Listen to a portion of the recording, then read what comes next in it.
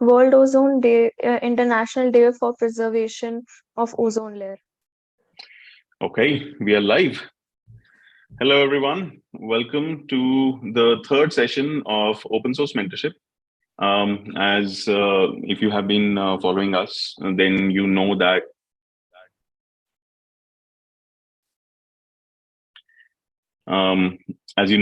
that we have been trying to set up a platform where we can do mentorship for all those students and people who do not have access to mentorship, but they really want to do something about the things that are happening in the world. They want to change the world. They want to help by creating projects around these amazing causes. In the first session, we had discussed about what open source mentorship is, what we're going to do. So you will find a lot of details over there. Last session, we had discussed two things. First, how are we going to operate? So we gave a brief understanding or description of what open source mentorship is and what is the process that we have thought of so far. And we would love to have your feedback to improve that particular process as well. And secondly, we had discussed a cause. September 10th was World Suicide Prevention Day. I have written a few media articles on it as well. In the description of that video, we will be adding all those links. As you can understand, we are trying to create this, so there might be initial hiccups. You might not see all the information available at all the time, but we are working on it, and it's a thing which is in process, and I hope you will support us in that entire process.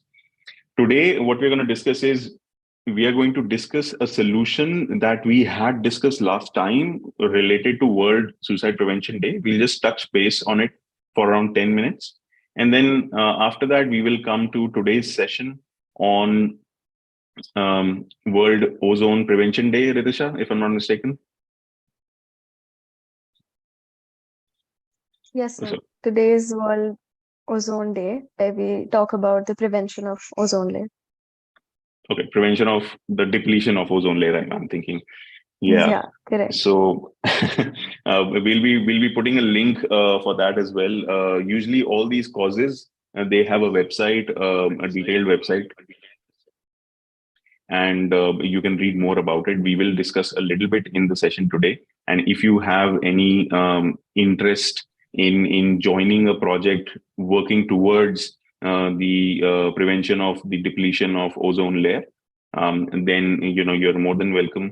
You can also join us on our WhatsApp group. We will put the link in the description of the video as well, so that you get regular updates on when are we having the session, how to join that session, what is the link of the session, and so on. Last two sessions, we were not able to do live stream because of some restrictions that YouTube puts on new channels. And we have finally been, allowed by YouTube to live stream directly on this channel now. So that's like a lot of work we don't have to do anymore, because we don't have to edit the video and then upload and so on and so forth. Please welcome the three young, brilliant people who have volunteered in making open source mentorship a reality, and they are very passionate about it. You have seen Ritisha and Yashmit in the first episode, and you saw Ritisha and Mahesh in the previous episode or session. Guys, why don't you give a small introduction about yourself, who you are, where are you joining from, what are you doing currently, and what are you passionate about? Let's start with Yashmit. Okay, so hello everyone. I'm Yashmit Sehgal, and I'm joining in from Bombay right now, and I am currently a law student in National University Mumbai. And well, I'm passionate about finding solutions to everyday problems which are sustainable. Just add value to human life. And that is one of my main motives of joining this mentorship, to promote that cause of, adding sustainable solutions to everyday problems, finding those solutions. Excellent. Ritisha? Okay, so hello everyone. My name is Ashish Aggarwal, and I'm joining from Bhopal. And I am currently a climate and gender researcher. I'm pursuing CFA. And I'm passionate about, similar as what Yashmit said, something that is sustainable and something that matters, that we should contribute for our society. So I'm passionate about that. Excellent. And finally, Mahesh. Thank you, sir. So, hello everyone. My name is Mahesh Nunia, and I am a UX designer. Currently working with a IT firm as a UX designer only, and I joined this platform because I am always passionate about any platform that enables the youth to find the ray of hope and doesn't feel like what to do if they have want to do something and where to go, whom to connect with. So this always excites me to basically the sharing of the knowledge, because this is only how we would be able to bring a positive change in our world around us. So this is the platform for you guys. So that's why I joined Saurabh Nanda, sir. Excellent. Thank you so much, guys. Mahesh is taking care of the branding, the beautiful virtual background that you see behind us, and the logo and everything. Mahesh has designed that. He's a brilliant designer. And Ritisha is managing currently our YouTube, LinkedIn, and WhatsApp platforms. We are also introducing Slack soon to this. We are still working out on how to use Slack, and probably will be introducing another platform soon where we can manage different projects. And Yashmit is helping us with the rest of the management of the entire content, which content will go where, and so on and so forth. I mean, it's a group effort. We are trying to create roles and responsibilities because then it just makes things easier. And if you would like to join us in some capacity, you're more than welcome to approach us. We would, love to have a conversation with you and see how can we get you involved in the entire process. Excellent. Let me just quickly share my screen, and yeah, I'm just going to share my screen. Basically, we will touch base on the problem, the cause that we hinted at last time, and we did find a solution to it. And in fact, when we worked more towards that, we found a platform similar to what we have discussed earlier. And as we have mentioned many times in our previous sessions also, we are not here to reinvent the wheel. So if there are solutions in the world which already exist for that, we don't want to create another solution. We want to collaborate with them, learn from them, and probably make it better and spread the word. There's a very interesting fact. I wanted to start this session by sharing a small story with all of you. The year is 2007, and 2007 is an important year for India because in that particular year, the then Prime Minister, Dr. Manmohan Singh, he announced that India has the largest number of non-profits or NGOs in the world.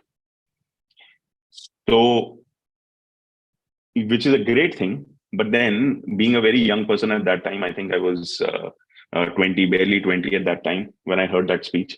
And I was like, why do we need so many NGOs? Why do we need so many nonprofits? And why is the government talking about it? Why can't the government just do their job so that we don't need to have these NGOs and nonprofits, right? So that is what I started thinking of at that particular time. Now, that particular year, there was an event in IIT Roorkee. It was a youth symposium wherein if you wanted to change the world, you come up with you submit your ideas, what you want to do, and IIT Roorkee will then invite you. And IIT Roorkee has this beautiful infrastructure. It's called the Senate building. It's designed like a Parliament House or a Senate building, and you have semicircular rows of seats with mics and everything. So quite fancy. So we were there, and in that speech, I talked about this again. Now, being a young person, I didn't really understand what is the need for nonprofits, and there was a judge on the panel for that particular symposium, and she was quite a famous person at that particular time. She was an author of best-selling novels in India, and when I said that, she kind of got offended. And she said, how could you say all this? And I was like, yeah, but this is what I feel. No, the thing is, why I'm trying to tell you is this is recent statistics have told us that there are 3.3 million NGOs in India.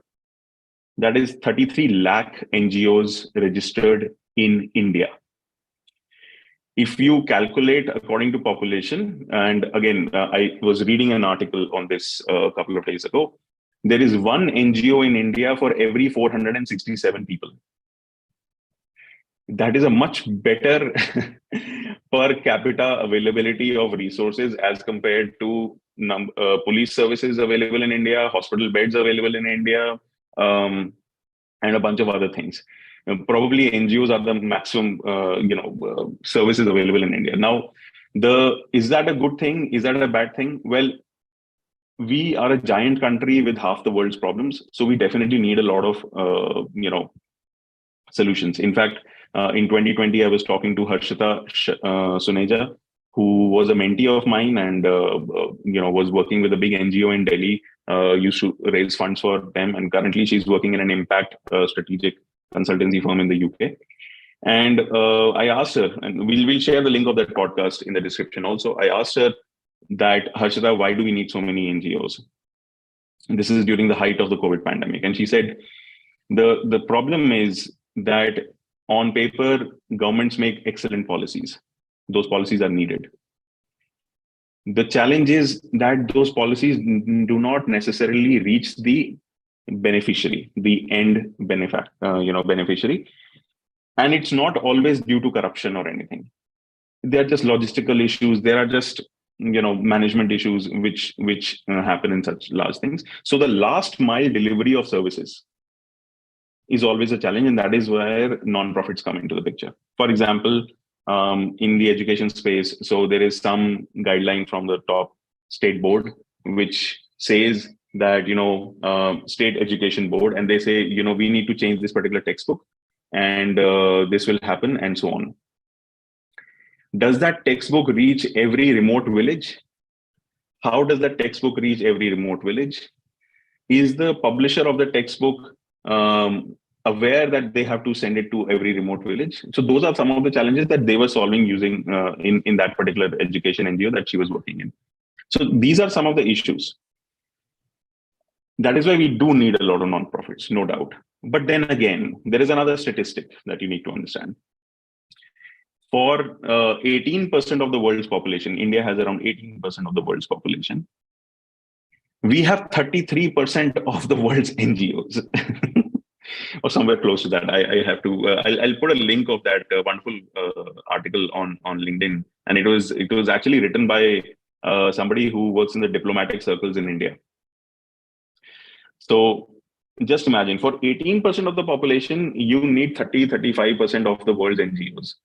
That number just doesn't work out, right? What is the rest of the world doing then? That is why we do not want to reinvent the wheel by creating 10 more NGOs, because we think we are better. And then she continued writing in that article. She said, when I asked some of these NGOs, why are you not working together?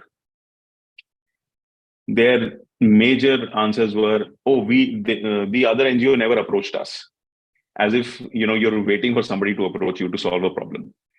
So when the problem does not remain important, but your NGO becomes more important, then you're not solving the problem anymore. The problem has to be solved. Focus on that first. The other reason they said were, oh, they don't understand this. We know it better. So what you're trying to say is that your small NGO or nonprofit knows more than the world's think tanks, the government bodies, the various other NGOs that are working in that space, various other people who are volunteering their time in that space, but you know better. That again doesn't work. Third thing that they mentioned was that their way of working is very different from our way of working. Okay, understandable, understood. That is when I said in the last part also, when you have a big problem, and let me just scroll up for this. We had gone through a process that I use in my mentorship sessions. problem solving. We talked about World Suicide Prevention Day. The first thing that came up in the discussion was that youth are demotivated, or they're going through depression. They're going through depression because of these things. Well, let's pick one of the pressures, peer pressure we picked up. In peer pressure, why is it happening? Then we went deeper into that. Then we tried finding solutions, and we understood that they don't have strong core values, which doesn't allow them to actually come out of depression. What did we do? Did we solve the suicide problem of the world? No, we did not. Did we attack a small part of it? Yes, we attacked a small part of it. Not everyone is supposed to solve the entire systemic problem. You can't. Try solving one part of it, then move to the next part. And you will soon notice, if you're open to collaboration and networking, that there is some other NGO which might be attacking some other part of the problem also. Some people like career pressure. I personally work in the career pressure field. There might be people who are working in family counseling. There might be people who are working on financial literacy and so on, other financial empowerment. I know of a lady who works in this district in Madhya Pradesh in central India. The district is called Rajgarh, and she has been working with people who belong to the trans community, women, widows in tribal areas. She has been working with women self-help groups. She has been working directly with banks and NRLMs. NRLMs is national rural small bodies which manage things at rural level. And she has represented UN over there. She has represented Niti Aayog over there. She has represented a bunch of other. But did you know about that woman? Did you know about her NGO? You did not. So if you're thinking that, oh, nobody's working on this, that is not how it works. The first thing that you need to understand is there are other people like you, equally passionate, who are trying to solve this issue at their own level in their local area. That is why, if you had seen the last session, you would have understood why we just stopped at a solution. We stopped at a solution that we need core values, which should be a platform for youth, which could guide, impart knowledge, and provide tools to implement that knowledge. And we stopped at that particular part. Why did we stop? Because the next step was researching if there are other people already solving this problem in their own way. And we did actually find somebody actually of Indian origin. He's currently a professor of engineering, mechanical engineering in a university in Florida. And he has actually developed something called, okay, let me just write it better. And let's put this link in the description also, guys. He has developed something called Vivekananda AI. And this is basically a ChatGPT LLM based solution, wherein if you are a young person and you have any issue, for example, the moment I saw that particular platform, the first thing that I wrote was, I am demotivated, what should I do? So it gave me a solution from Vivekananda's teachings. Vivekananda, if you are not aware of, those who might not be from India and are watching this, Vivekananda was India's 20th century, one of India's 20th century's major youth advocate and leader. And a lot of educational institutions, a lot of guidance institutions, a lot of missions across the world are based on his teachings. He was part of this amazing big spiritual organization called Ramakrishna Mission. And you can again check this. And they have missions all over the world, from Boston to Melbourne to everywhere. Nobody knew more about youth or how to motivate them than probably this man, Vivekananda. And even when the previous president of the US, Donald Trump, when he visited India, he actually made sure that he mentioned Vivekananda in his speech. That is how important Vivekananda is. So if you have not figured, or if you have not used this platform yet, please go ahead and check it out. Similarly, that platform now can tell us how to take it forward, how to include other such amazing youth mentors from across the world, from different countries, different cultures, Everywhere in the world, you have these amazing people who are trying to empower the youth. Can we bring them all together on the same platform? Can we bring them here in this particular platform? And do we need to create content, or can AI create content? Now we have a proof of concept that AI can automatically create content and it is freely available. So if you are a young person who is going through thoughts where you feel demotivated, where you don't see any value left in your life, where you don't see any particular reason to live anymore, well, reach out to us, reach out to other suicide prevention agencies, but please check out what Vivekananda has to say about your life's purpose. And that is what the previous session will be concluded at. If you want to work on this platform using an LLM, using AI to guide young people, please reach out to us. I'm already working on an AI startup. I would be happy to talk to my tech team and see if we can dedicate some resources to this as well. All right. If you have a strong tech team, trust me, it's not a very difficult thing to do. But yeah, if you don't know anything about AI, it will be the most difficult thing that you will ever try to do. So reach out to us. Youth mentors from across the world. Okay, so I have done my monologue. Ritisha, why don't you, since you found out about the Ozone Day, why don't you start and tell us a little bit about Ozone Day, and I'll keep on writing it. Okay, so today is World Ozone Day, where we talk about the prevention of the depletion of the ozone layer.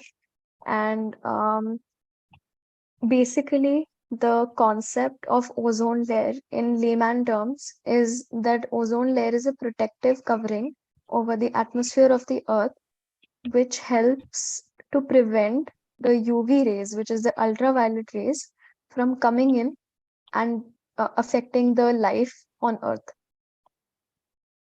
So that is the whole meaning. And then, so basically, this ozone layer depletion is happening. Why is it happening? Because there are chlorofluorocarbons, greenhouse gases, and other gases in the atmosphere because of certain usage of certain products or industrial work that's happening, the development that's happening. And there are these gases that get released in the atmosphere and it depletes the layer. So this is very harmful for the life that is on Earth because there are certain major effects on humans as well. One of them being causing skin cancer. So you know now how important this is. If we don't talk about ozone layer depletion and how to prevent it now, there is a lot of depletion. The major depletion that's happening is on the poles.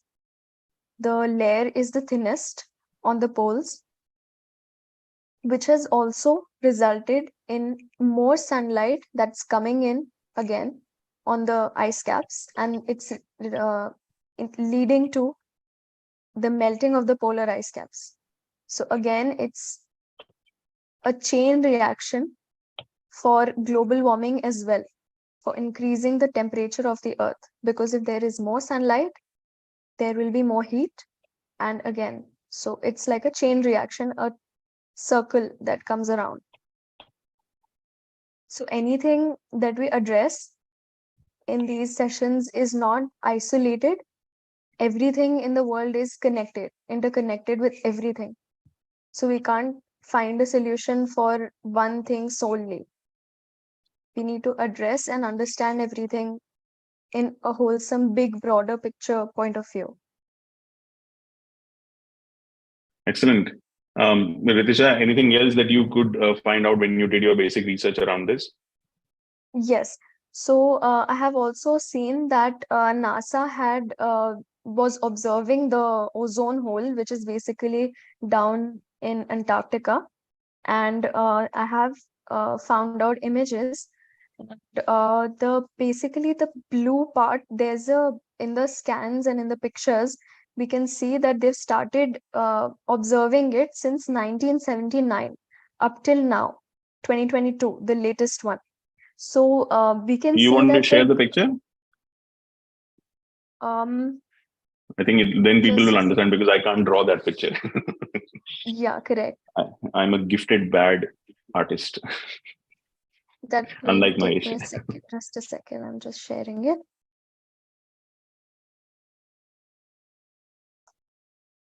Um, okay.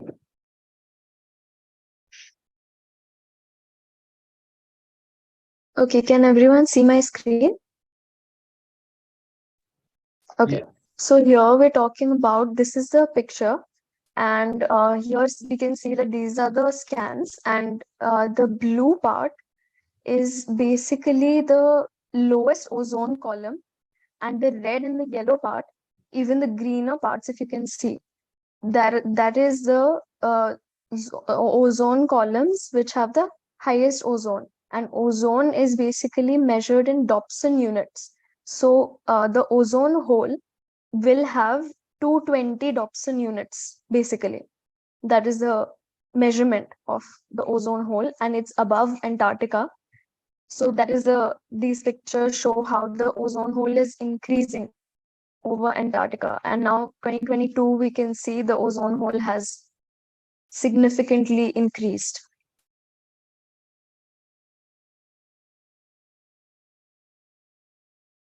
Oh, yeah. Can you show that image again? Let's try and simplify the image once more. Sure. Yeah. Okay. So what does the blue part mean and what does the red part mean? Can you just say it again for everyone's benefit? Okay. So These are technical images, the so blue, yeah, sorry. The blue colors indicate the lowest ozone columns, while the yellow and the red indicate higher ozone columns, which means the ozone hole is the blue part. yeah. And this is the important part, because when you see colors like blue and green, usually you think they're positive, and when you see red and yellow, usually you think, yeah, they are negative, or harmful. If you look at the picture, 2022 is the latest one, the last picture, and you will see that the red has decreased considerably, and there is a blue which is there. And I think in some of the previous years, 2019 and 2020, we had more red for some reason. And in 2022, that red has decreased a lot. Maybe 2020 and 2021, COVID had an impact. We don't know what Yes. might be the reason. Yeah. Okay. Perfect. And in 1979, there was hardly any blue part. If you can see, it was mostly red, or at least it was not the harmful part, which was bigger. Great. Thanks, Ritisha, for this. Yashmit, I know that you've done some amazing research around this. You have been reading about it since your high school days. Can you share with us what you have found out?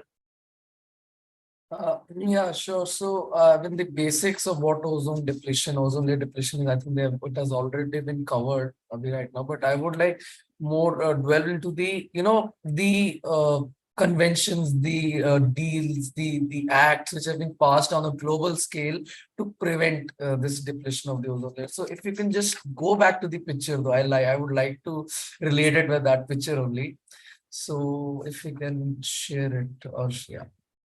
Okay, so okay, this actually is good because the first convention which I could find, the major convention which I could find, was the Montreal Protocol. So it was signed in 1987. So if you look at the picture, it was signed when the ozone hole was comparatively bigger. So that is when we realized, okay, there's a problem. We need to identify it. So it was signed in 87 and it was enforced in 1989. So the part where the hole is actually quite disturbing, the size of the hole is quite disturbing, that is when the Montreal Protocol came into effect. So what is this protocol basically? So it is a protocol which is use which tells nations ki, okay, there is this problem and you need to slow down or regulate the use of these chemical substances which are called as ozone depleting substances, or ODS. So one of the major ozone depleting substances was the CFCs, the chlorofluorocarbons. I think this is a very common term, chlorofluorocarbons, and it was used in refrigerators and ACs. So I think it would be covered ahead how they are used in refrigerators and ACs. So I would not delve into the technical parts of it. So it was the main aim of the Montreal Protocol was to reduce or regulate the use of the CFCs. Now, since, as we can see in the photo, that 1989, there was a widespread hole in the ozone, and it was a problem which needed to be addressed as quickly as possible. So what the protocol aimed at, okay, since CFCs are something which are very problematic, we would replace it. Now they would replace it with something known as hydrofluorocarbons. So chlorofluoro ki jagah they use hydrofluorocarbons. Now at that point in time, they thought that HFCs was something which would not lead to ozone depletion, sustainable CO2 CFCs. But it was realized after some point in time, okay, these are also very potent and harmful to the ozone layer, and the hydrofluorocarbons also cause global warming. So in 2016, they made an amendment to the Montreal Protocol. It was called the Kigali Amendment. And this amendment then again told, okay, now we have realized HFCs are also something very problematic and we need to regulate their use as well. So now the Kigali Amendment says that, okay, we need to reduce the use of hydrofluorocarbons. And the aim which has been set by this amendment is to reduce the use of HFCs by 80%. By 2047. India has basically taken this goal. We will reduce 80% use of HFCs by 2047. That is what India aims to do. Different countries have different goals, but I'll be focusing on India, specifically Indian goals. So this was the major protocol against UN ozone depletion. Now, greenhouse gases are also something which somehow relate to climate change and warming of the environment. So there was this convention, the UN Convention on Climate Change. A very important protocol which was signed during this convention was the Kyoto Protocol. This protocol was something which was related to greenhouse gases, to reduce the emission of greenhouse gases by different countries. Now, why I am referring to this convention and this protocol is just because of a concept which was developed in this protocol. It was known as common but differentiated responsibilities. Because you see, the emissions of HFCs or CFCs or greenhouse gases are more by the more developed and industrialized nations. So for example, US would have more emissions than India, let's say. So this concept was developed to recognize this fact that, okay, industrialized nations are, emitting more gases, more CFCs, and they need to work more to reduce their use rather than, developing countries or third world countries which are not that industrialized or developed. So this was an important concept which was developed during this protocol. Then we also have the Paris Climate Accord. I think this is a very, very famous accord. The COP, the Conference of Parties 21 in 2015 adopted this accord. And what they aimed was to concentrate or to limit the global warming, the heat level of the earth to below 1.5 degrees Celsius or max by 2 degrees Celsius. That is what they wanted to limit the heating of the earth. Now, I'm coming back to the India specific protocols regarding ozone depletion. One major protocol or one of the major protocols would be the ozone depleting substances rules of 2000. This is something very indigenous because in 2000s when the government released this act or these rules, they tried to govern the manufacturing, trade, import and export of all the ozone depleting substances. So they released something called this manufacturing license. Okay, this particular industry or this particular chemical plant can produce this quantity of ozone depleting substances and not more than that. So they wanted to regulate the manufacturing because they had a phase down going on. We needed a phase down reduction of CFCs and HFCs. So this is that is how they try to regulate the manufacturing and the use of CFCs and HFCs. Now, coming back to what I think is the problem here is India as a particular country has been late in joining all of these conventions. We joined this Montreal Protocol in 1992. It came into effect in 1989. we joined the Kyoto Protocol in 2002, whereas it was started in 1997. We ratified the Kigali Amendment in 2021, quite recently, but it was started in 2016. So India has been quite late in ratifying all these, conventions relating to ozone protocol, ozone depletion prevention. And also one other thing which I feel is a bit problematic is none of these protocols are actually legally binding on the nations. So if I am not if a nation, not I, if a nation is not, following the protocols or following a phase down or, adhering to what has been said in this protocol, there are no legal action. There is no accountability. The nation cannot be held accountable for not fulfilling its emission reduction goals. The only protocol which actually does that is the Kyoto Protocol. I think it is the only legally binding protocol on environment change, which says that if you are not able to phase down your greenhouse gases emissions in one of your phase down phases, you will pay a penalty for that in the next phase down, and you need to reduce the balance emissions along with a 30% increase. So you need to reduce 30% more in your next phase down phase. So I think that is something which needs to be implemented in all these major protocols, in the fact that they should be made, there should be a clause to make the nations accountable for their actions, because if they are not held accountable, then this is practically just a declaration, a big haughty declaration. Okay, we have signed this, we will do this, but if we don't, then there is no, consequence to it. We just get away scot-free, nothing will happen. I think that is something which needs to be looked at when we're talking about, ozone layer depletion. So yeah, that is, I think, my bit for this. Excellent. So basically, there is till the time the governments take action or become strict, these things will continue. And even if you look at the image, we will share the link of the image also, guys, because again, we are not experts on this, but we have read through our research. And you can also do that research. So we'll share this image. You can see that in this particular image, the hole keeps growing bigger and bigger. Well, in most of the cases, sometimes it has shrunk also. But after around, I think, 1987, I guess, the hole is pretty much big only. I mean, it has not really reduced in size. It's constant in 2022 also. So I'm assuming, Yashmit, that, the ozone hole has not really changed its shape and it's probably becoming worse. Yes. That is why I feel there were these amendments to be, because if you see in 2016, when the Kigali Amendment came, if you see the size of the hole, it is quite big. So we realized it, quite late. Okay, this is something, HFCs or something, this is creating a lot of problems and we need to address it. But then again, it is, late. It was a late coming to this problem, but I guess it was a good thing that we realized, okay, this is increasing and we need to take more firm action against it. So durasta, I guess, but yeah. All right. Excellent. Mahesh, what would you like to add? I know you wanted to talk about the engineering perspective on this. Please go ahead.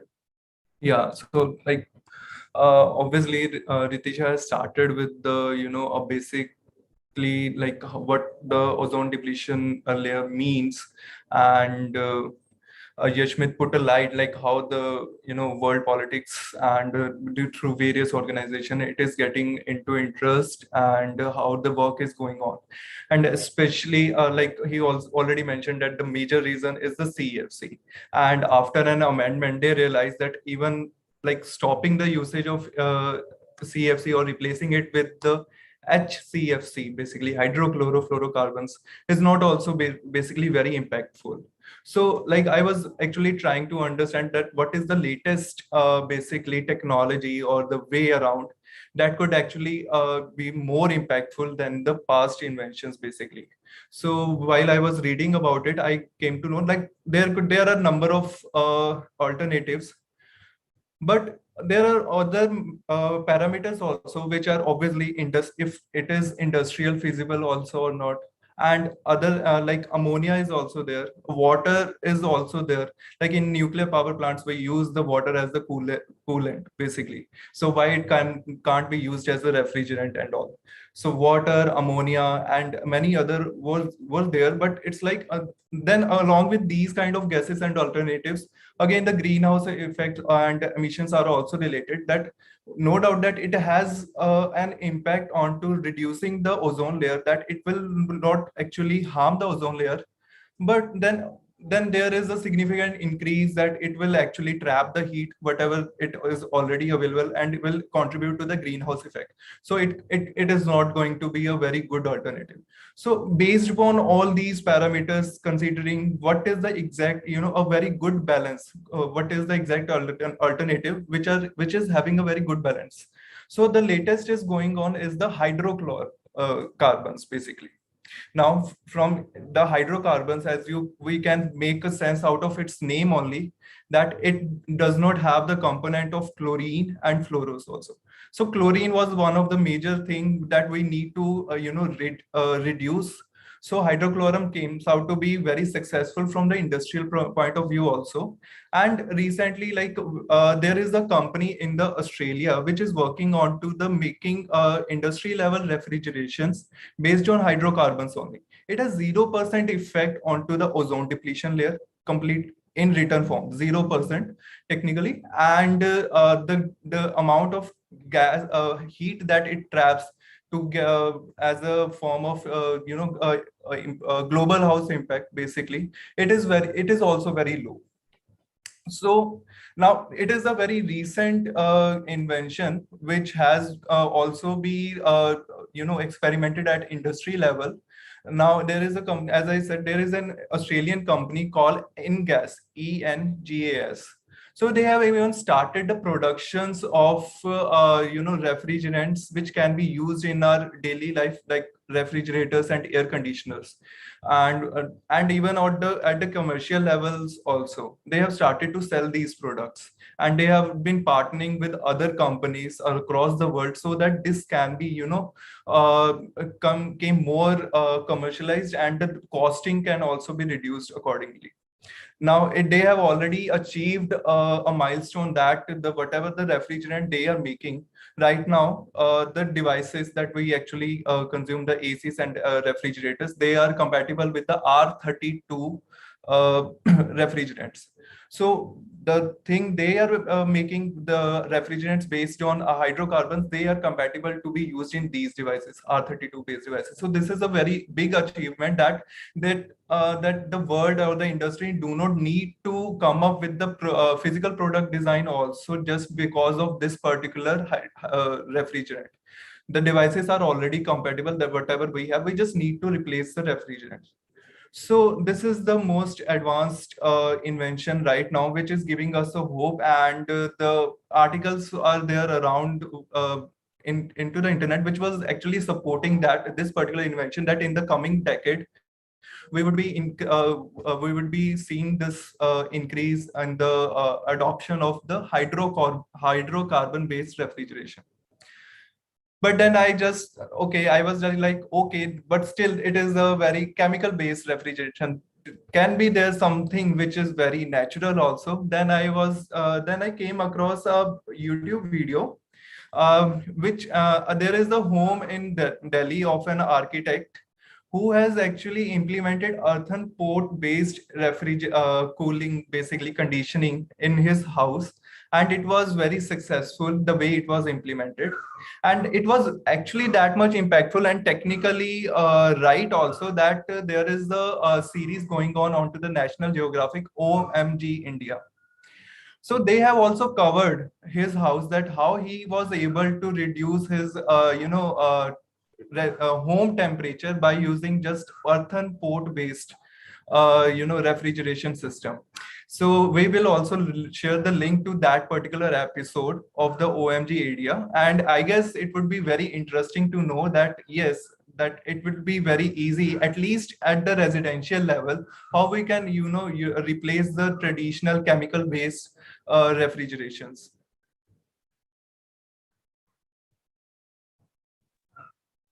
Excellent. So what you're saying is pottery based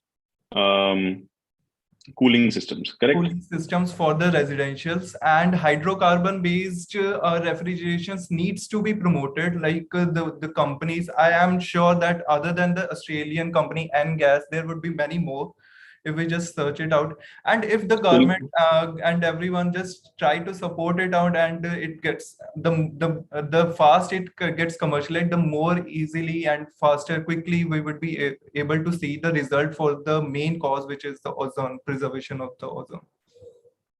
Okay, excellent. So essentially, guys, what I have understood so far is that we need to work A, at policy level, and B, we need to replace the major cause of ozone depletion in the world, which is the different refrigeration gases and processes that we use. We need to replace them with gases which do not contribute to ozone depletion, and at the same time they do not contribute to global warming. Correct? So there are two types of approaches to this particular problem. A lot of you who are working in, let's say, law or policy making or humanities research or climate change, you should all try and work on this. Try and see whether your government is working on these areas or not. What are they doing? Why are they not doing something? If they're not doing something, how can you create awareness? Can you create campaigns to create awareness? Can you join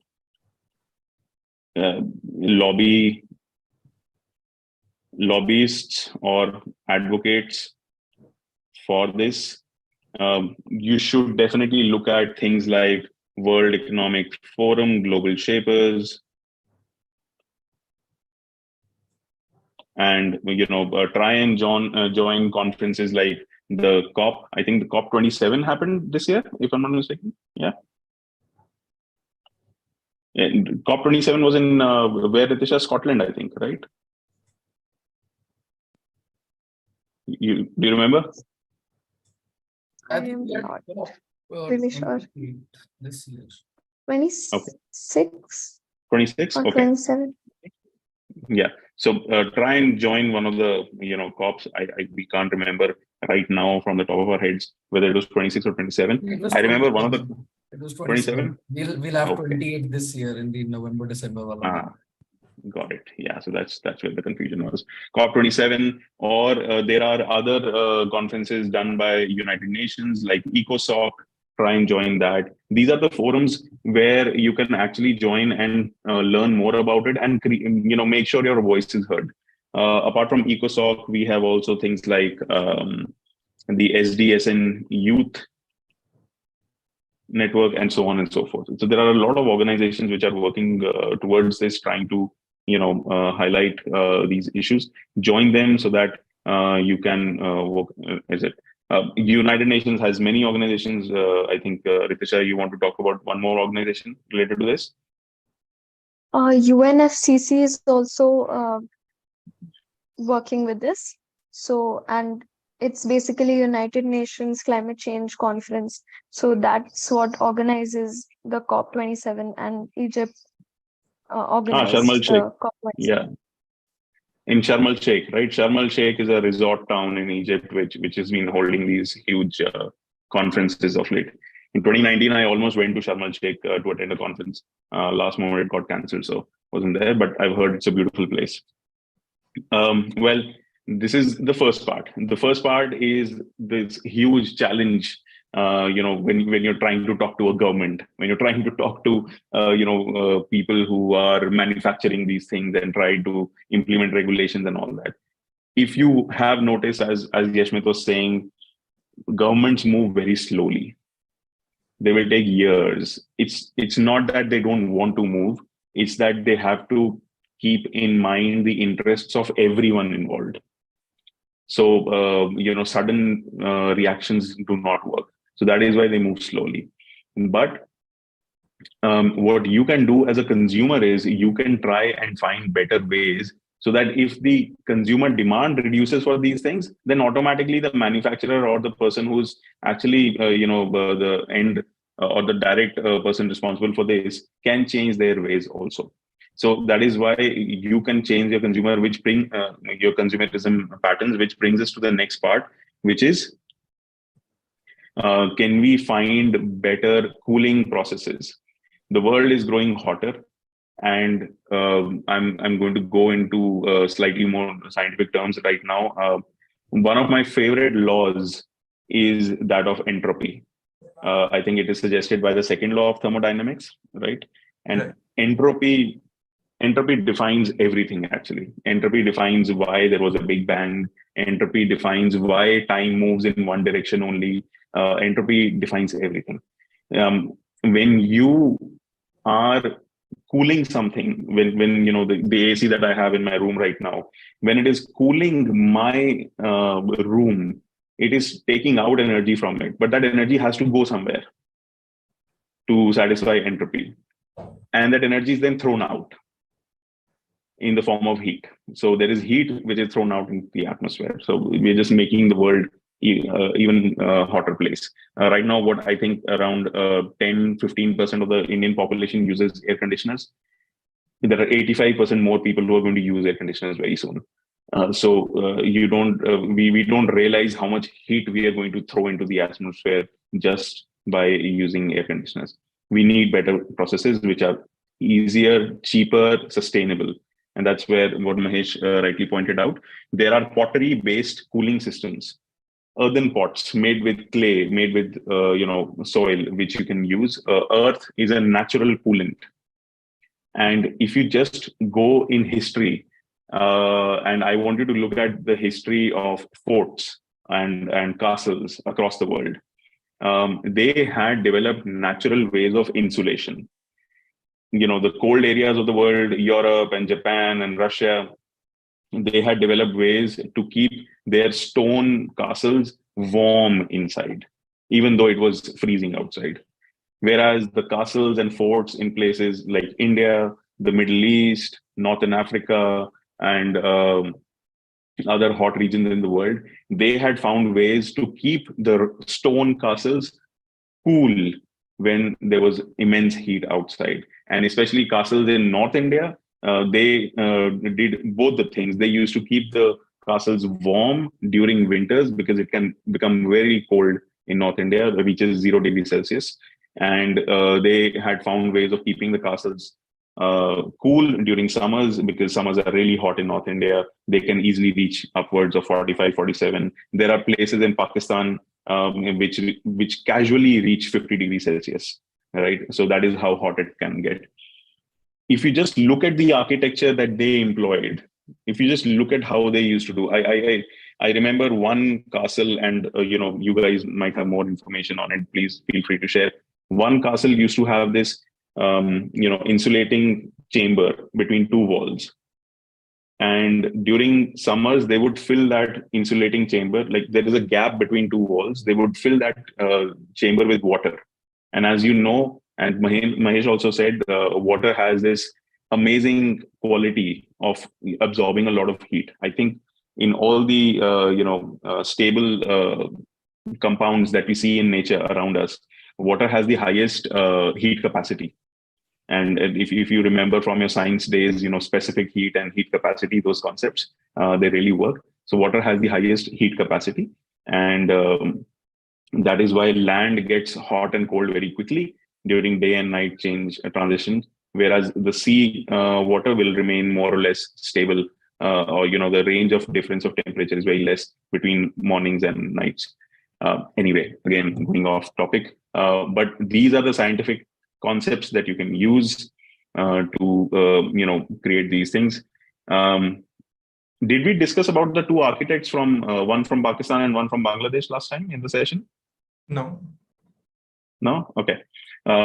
So I think I might have been talking about that in some other session in one of the mentorship sessions with one of my mentees. So we all know that Pakistan went through the worst floods recently. 1/3 of the country was basically drowned.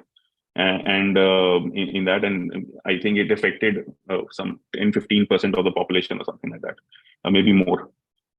So there is this award-winning architect from Pakistan who's now creating flood-resistant homes. And if you look at the architecture of that, those flood-resistant homes are made up of mud. They use clay and mud from the surroundings to do that. It insulates the house. Also, it keeps it flood-resistant. I mean, and we'll share the video. I think it was the World Economic Forum has a media arm called Uplink. The video was shared over there. Then there is this architect in Bangladesh. Bangladesh gets flooded every year. And just like northeast of India or southeastern states like Odisha, and then eastern states like Bihar, Bangladesh also gets flooded every single year because it has this huge river called Brahmaputra and this huge delta which empties into the Bay of Bengal. So it gets flooded.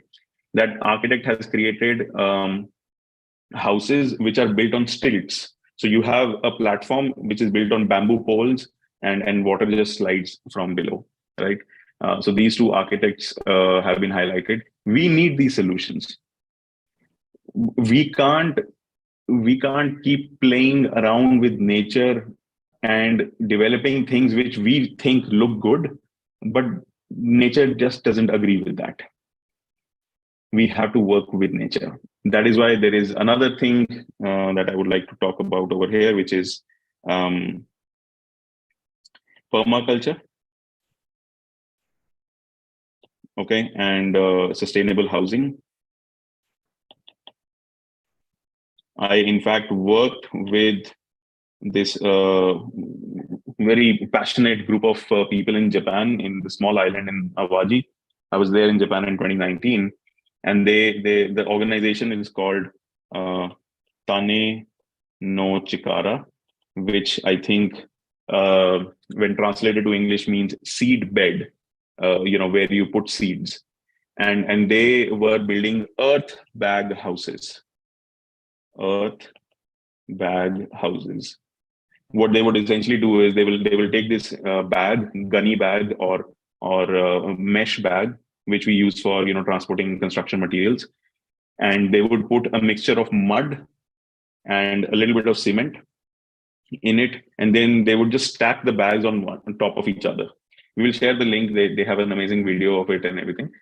They will just stack the bags on top of each other. It used to automatically be insulated from the environment. So in summers, it would be cool. In Japan also, it can get quite hot during the summer period from July to like June, July, August can be quite hot and humid. 35, 36 degrees, it easily goes there. So it would be cool inside the house during summers, and it will be warm during winters. Japan, as we all know, can become very cold. It snows there.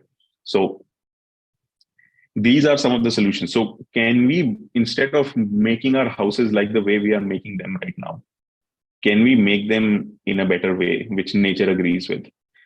I would also like to point out over here, there is this very famous photograph, which is getting viral for past many months. There is a school in Rajasthan. Rajasthan is a northwestern state, the driest state, I think, and also the hottest state because it has a big desert as well, like proper sand dunes and everything, Thar Desert. So that particular place, there is a school which has been built without any air conditioning. It keeps it cool. There are basically, what they have done is they have created an oval shaped building. And this is the open compound. This is, I mean, we'll share the link. I don't want to draw in, disturb everyone's aesthetic sense. Right. So, I have also seen that one. Yeah, you've seen that, right? So I think what? One of the episodes of OMG only. Oh, yes, it is. excellent. Like it has been gone viral right now, but it is like quite old now. Like I guess 4 to 5 years has already been happened, and when till the time it has been built. So basically, they have used the way, like the directions from where the sunlight is coming up and how they are actually trying to trap it, block it basically to enter the premises. This way, they have tried to kept it cold at least 4 to 5 degrees Celsius, what is outside. Absolutely right. And they have also used a very interesting technique which has been used in Indian forts and palaces and castles for last 700 years, wherein you basically direct wind flow Yes. throughout the building, right? So a very famous example is Hawa Mahal Hmm. in Jaipur. Jaipur is again very hot in summer, so if you go there, you will not feel hot at all. I mean, there is consistent breeze which flows in that area, and you will find this in a lot of forts, etc. So can we build these things rather than just depending on giant ACs and everything? We'll share these links. In fact, since we've talked about this particular school, one of the guests on Such Conversations Matter, a close friend of mine, Priyank Sharma, is a consultant. He's an educator, education researcher, and he's a consultant at this school. So, let me try and find the LinkedIn post that he had made around this. And we can probably, once we have him over here as a guest, he can probably discuss more about this. All right. I think we've overshot our time. Guys, anything that you would like to add before we conclude? There was one point, like and that was actually roaming around my mind. Yashmit also said that government bodies moves very slowly, and you also said that this is how they works. But initially, you also said that now these are the kind of problem that needs to be tackled in a very step by step manner. We can't just stop and until we find a overall whole solution that works on to the entire problem at once. So I actually recently completed a course by which says like designing for the 21st century by Don Norman. Don Norman is a world leader of the product design, basically, to to promote how the things should be designed and everything. Now, in his course, I will just go very briefly right now for the sake of time. Now, like we used to hear the term user-centered design. User-centered design doesn't matter if we're designing the digital products or the physical ones. But now in this one, he come up with a new term which is human-centered design, and he talked about stressed onto the how to design for the wicked problems. He termed this as a wicked problem, onto most of the which like government bodies works. So it could be sanitation, it could be this flood, how to floods and everything. So he also stressed onto this one only because that government bodies slows down. They spent lots of money, lots of years, and came up with nothing just because there is a problem how they are actually solving. He pointed out two major things: that we need to include the people and the humans for whom we are actually solving that problem for first, and second thing, we need to go step by step. We need to divide into many minute steps and conclusions and implementations also at that small steps, so that because otherwise by the time by the tenure of, even if not let's say 10 years, but at least 5 years, a lot of money would be put in, a lot of years will be gone, and the moment you started with the problem, it has already changed its scale, its its face, its image. Like what was the problem 5 years ago is completely changed, and your problem is not going to happen. That is the one of the major reason it doesn't get become fruitful. So we need to go step by step. We need to include the people actually for with whom we are actually solving these problems. Only then we would be able to tackle these wicked problems. You're absolutely right. You're absolutely right. And this is exactly one of my major criteria whenever I'm judging social entrepreneurship projects also. For whatever reason, for the last 2-3 months, I have mentored teams from Turkey, from Egypt, from Morocco, from Ghana. And now I think starting tomorrow, on Monday, I'll be working with teams from Algeria and one more place. Most of these teams, they have come up with problems for the disabled people. For some reason, out of these different people from different areas, they have come up with the same idea. They want to work with to solve problems of disabled people. Accessibility is And on trend right now, actually. exactly. So it's not about all disabled people either. So they're working especially with people having the hearing disabilities or deaf, and speaking disabilities or mute people. For some reason, they're all focusing on these areas. And the only question that I ask them is, have you talked to somebody who's actually going through this problem? Have you talked to a special needs educator? Have you talked to a nonprofit working with these people? Have you talked to an organization which works with these people? Because as an engineer, you're sitting in your room and you just want to make something. And I understand that because I'm an engineer myself, right? I would like to create a solution and then the world takes care of it. But till the time you actually talk to that person, it's not going to work. So human-centered design is absolutely important. There is another factor to what Mahesh said. There's this company called Atomberg. It's an Indian company. They've recently become very famous. I think they're on their way to become a unicorn. Now, these two engineers, they saw that India is a hot country and not everyone can afford an air conditioner. Well, now it's becoming very common here, but that is we always relied on ceiling fans. So India is the biggest market for ceiling fans in the world. And that market is huge, humongous. But what these two guys saw was that there has hardly been any innovation in the ceiling fan industry in the last 30, 40 years. It's the same ceiling fan, just painted new and a new body or whatever that you put in. And they came up with a design which made the ceiling fan more energy efficient. Correct. Because actually with the 5-star ratings and all. Exactly. So they saw that, there are these big companies, we cannot compete with them. They already have a distribution network. People trust that brand. So they will always buy their fan instead of us. So they had to come up with something new. They created energy efficient fans. Now it was a flop initially because most people said, oh, I'll go for that trusted brand rather than going for an Atomberg fan. But the business owners who run factories and who have shop floors and who have showrooms or whatever, where they employ people, where customers come, they took notice of that because electricity bill is a big fixed cost in a business.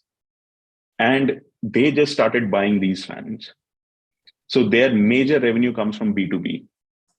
Then they raised funding and now they're becoming big and, so on. So if the government, why governments are slow? Because when the government, a government will always prioritize things which are directly in front of them because people are asking for it. Otherwise, the government will not be, re-elected, plain and simple.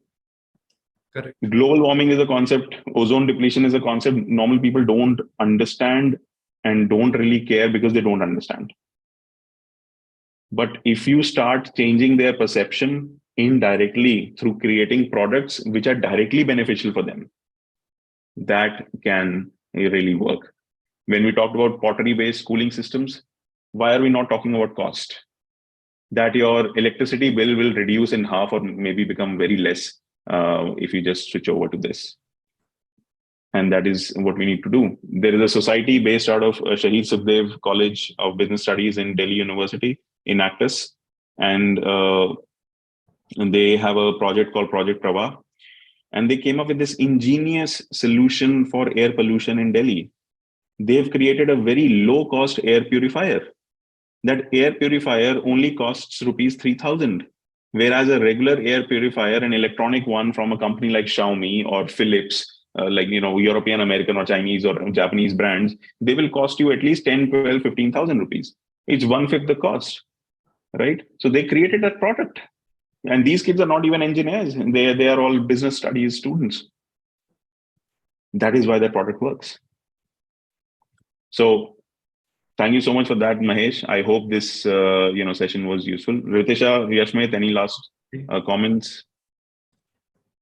Just summarizing the whole thing, that we had a lovely conversation on the causes, the effect, the legal actions, the solutions, the good things happening to this cause, the school, the architects that are thinking about sustainable development and the buildings, green homes.